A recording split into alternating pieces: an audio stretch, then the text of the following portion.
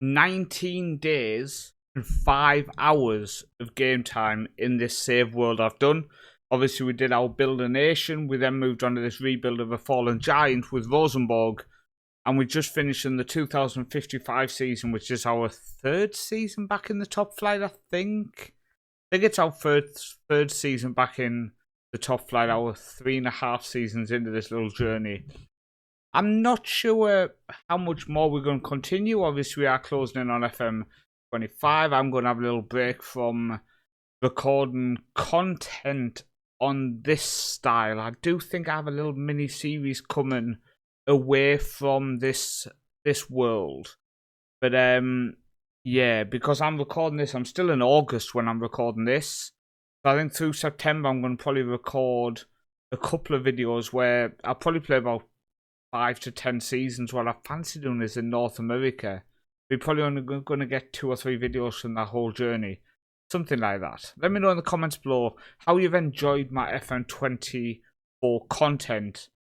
Let's recap this season and see where we stand.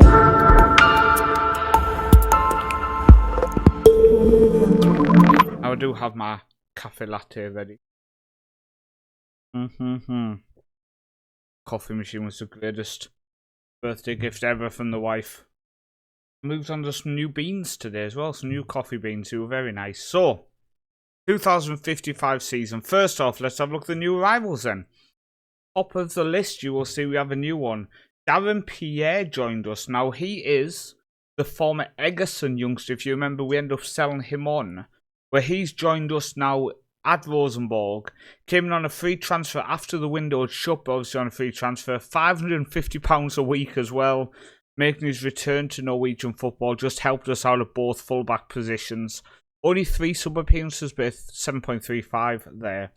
Ørjan Måle, 13 starts, 8 sub appearances, 6.87. Vitor, obviously, 14 games. That long-term injury was a massive issue there with him. Menseth came in from Lillestrøm, 25 games started, 6.76. Henriksen, $500,000 we paid for him, 24 games started. Riok, 7 starts, 2 sub appearances, came in from Canberra United, I think it is, Academy. Canberra United Academy in Australia. Camille came in for 400k, started 25 games with only 6.65 average. And then Igor, who came in and played on the wing, started 3 games, 2 sub appearances, came in the end. Didn't feature a lot, didn't look amazing, but I hope he can turn into a fairly decent player. One thing to mention from this new rivals list before I forget is that Menseth is going to be retiring. Now, obviously, he was with us at Egerson, came through the academy there, then was with us at Lillestrøm, and now on this rebuild of a fallen giant, he continued and followed us there. So in terms of how the season ended then, we did okay. The victory of Ulkissa before victory of Stjørdals Blink. We drew to Stabæk before beating Viking. Defeat to Sogndal followed up with back-to-back wins again against Sandnes Ulf and KFUM Oslo. Defeat to Odds before draw to Egerson on the last day saw us finish in 9th. Won 10, drew 10, lost 10, 40 points, but we looked really good in that second half of the season against teams in and around us and below us in the league, where in the past we have slipped up against some of them. We've still continuously slipped up against the better teams, Lillestrøm, Vålerengas, the Molde, the Bird of Glimt, the Odds, Sogndal, etc. We struggle against sometimes.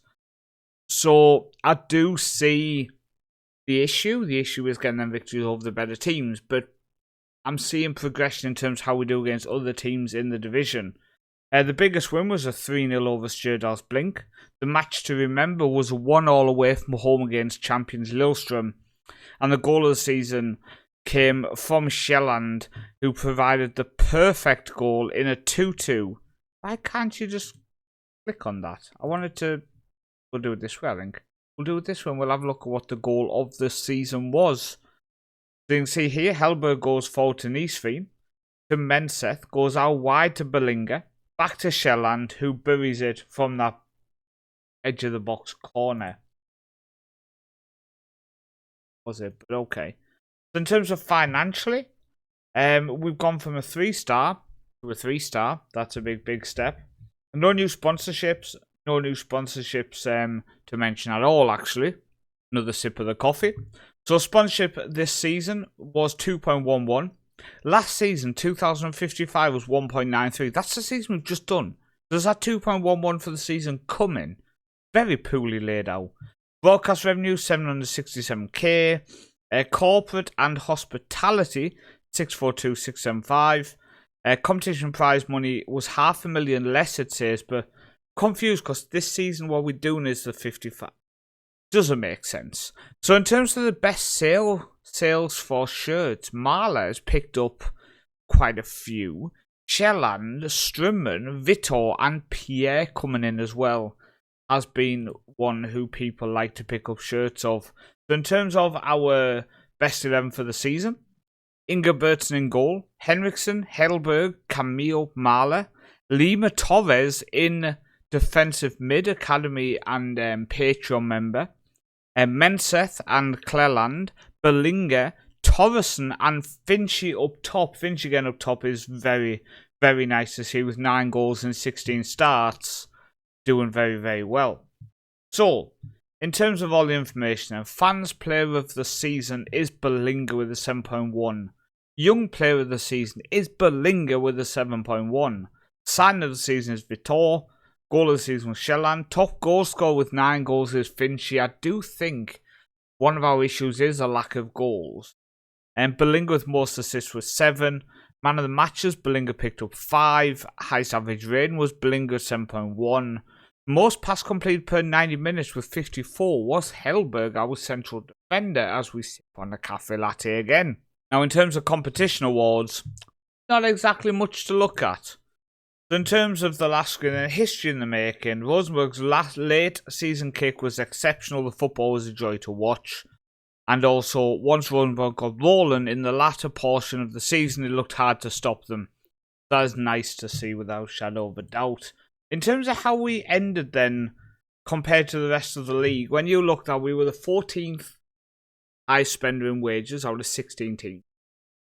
2.13 million a season spending on wages, which equates to 43.459 a week. We are spending there. There's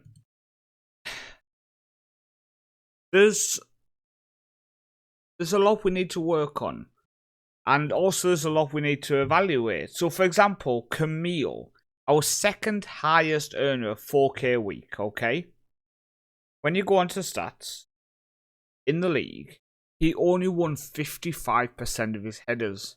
Now, as a central defender, it's very concerning. It is very concerning. He has decent pass completion, 91%, but that is more down to the tactical setup of where we want defenders to be passing. And tackles won at 80% isn't bad as well, but yeah, 55%. Now, he's only 5'11", so you can say, well, what do you expect? Still got 11 jump reach, 11 heading. He's not bad. He's not bad. I'm just wondering if we need to move him on. He is listed at the minute. We are looking to move him on just because I just think he's costing us too much. There's a lot of balls over the top he's missing, and tactically it was costing us. It was costing us having Camille in there. And if you are ever under that assumption that a player is costing you, and he is your second highest earner at the club, I think he needs to be moved on, especially when we go to our team here, for example, currently injured, but we have our 6 foot Hamidi, who's been playing for our B team this year, who slightly bit taller, same jump and reach, etc., but I think could easily step up and do just as good of a job. And if, just out of curiosity, headers won a 50. His headers won ratio was 56%, with only 71 tackles won. Okay. What is this guy's? So this is 6'1". Okay. What are yours? That's 175. Heads 170. 70. That's 15% more. There's a chance he becomes our first choice defender next year. But also Juan Pablo Figueroa, who started 9 games. He had a pass completion at 86, only tackles one at 53.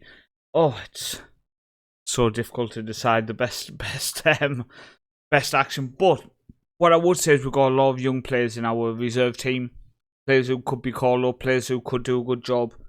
And I don't think our highest earner at the club, or second highest earner of the club, should be one of our worst defenders stat-wise. I just don't think it. I don't. In terms of our B team, we did survive in the third tier of Norwegian football. We came in 10th place, winning 7, drawing 10, losing 9, with 31 points. 2 points clear of the drop. 2 points clear of the drop. In terms of goals, did we have anybody who came... I mean, we must have had a single one, right? There's not a single person showing up here in the goals. That must have been the person who scored some goals last season. Top goal scorer was K with 4. Is that because Seam is now up in the first team? Last year, no, he only scored 4 as well. We had nobody who scored goals for our B team this year. So in terms of our under-19s then, we end up finishing in 5th place in the top flight of Norwegian under-19 football. Winning 14, drawing 3, losing 9. And I've got to say I'm really, really pleased with how we did. We've got to be pleased with how we did. Knut, as you can see, played 31 in all competitions for the youth team, scoring 26 goals. So he's continuing to be an absolute goal machine under 19 football. He needs to turn that up into B team football if he ever wants to move into the first team. But he has been scoring for fun again this season. But our B team has been looking solid. It has been looking solid. You can see here, Rob Seth, with tackles per 90 minutes, has been doing well from left back as well. It's just nice to see that our under-19s is looking good. And when you go on the dev centre in general, look at the amount of players who are suggested could move up into the first team. A lot of them are wings and strikers, so maybe we play a 4-2-4 next season. I don't know. But we have a lot of attacking players in our youth team who have that ability to come up and challenge and knock on the door of this first team. But going into next season, I think next season is the year we knock on the door of Europe. All of our players are getting a year older. All of our players are just getting a bit more top flight experience. I'm gaining that experience of how my players perform, how my players move, how my players work. I think we are close to it. I just think we need to maybe 1 or 2 additions, and apart from that, letting this young team continue to develop, continue to improve, continue to grow, and next season we can maybe achieve something. So that is it for today's video. Thank you so much for tuning in. I've been Paul, also known as the Northman, and I'll see you next time.